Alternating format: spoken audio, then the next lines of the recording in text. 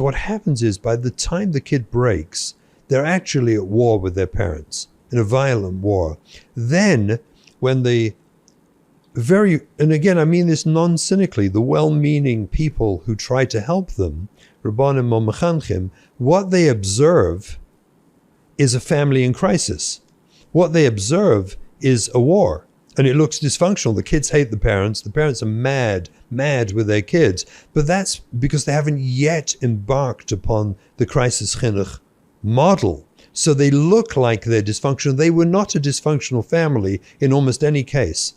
They fell into that dysfunction as they attempted to use the wrong model of chinuch to try and so to speak, save their kids. They fell into the wrong model, and that model caused the estrangement and the hurt and the anger between the family and the child. And that's the model that then gets presented towards those who are trying to help. So it looks terribly dysfunctional. Everyone hates each other.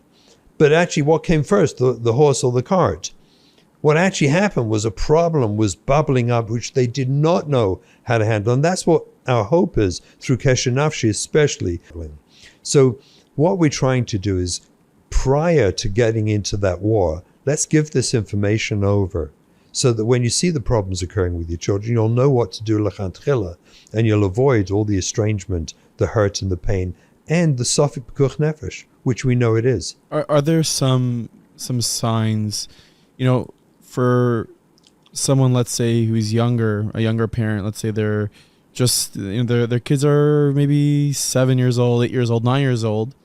Are there certain signs that if you see a child exhibiting certain behavior that they can, I guess, switch, flip that switch into normative chinuch to crisis chinuch that can...